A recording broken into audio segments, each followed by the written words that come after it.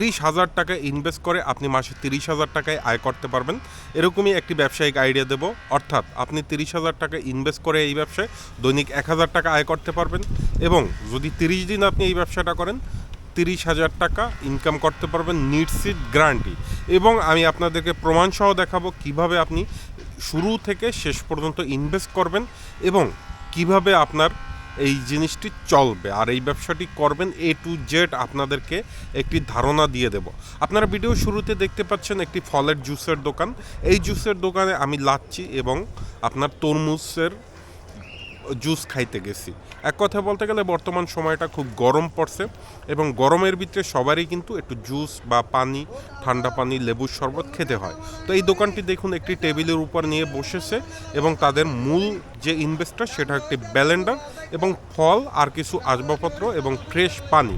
তো এতে করে আমি মনে করি সর্বোচ্চ ইনভেস্ট গেলে 20 থেকে 25,000 বা হাইয়েস্ট আমি ধরলাম 30,000 টাকা এখানে ইনভেস্ট আছে।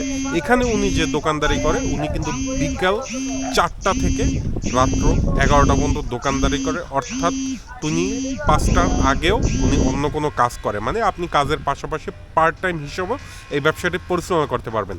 এবং এখানে আমি ফলের জুস খেতে এসে প্রচুর পরিমাণ ভিড় লক্ষ্য করলাম। এক কথায় বলতে গেলে সিরিয়াল আর সিরিয়াল।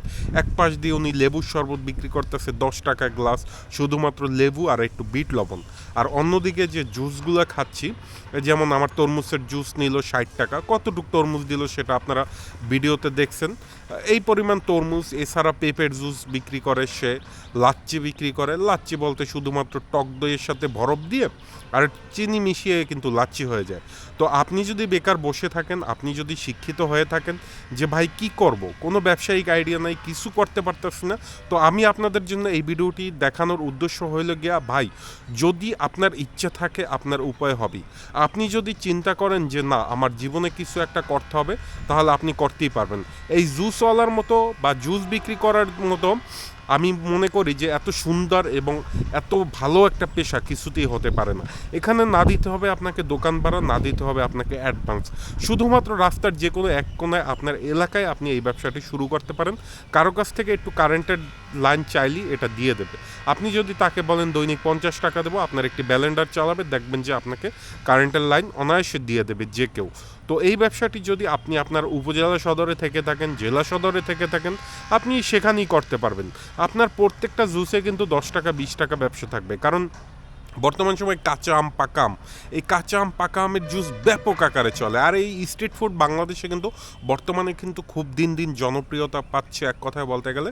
তো আপনারা চাইলে এই জুসের ব্যবসাটা করতে পারেন। আমি মনে করি বর্তমান সময়ে এসে জুসের ব্যবসাটা হবে আপনার জন্য একটি অসাধারণ ব্যবসা, এবং এই ব্যবসায় কিন্তু লস হওয়ার সম্ভাবনা নাই, কারণ এখানে যারা জুস খেতে আসবে তারা কেউ কখনোই আপনাকে বলবে না ভাই বাকি দেন।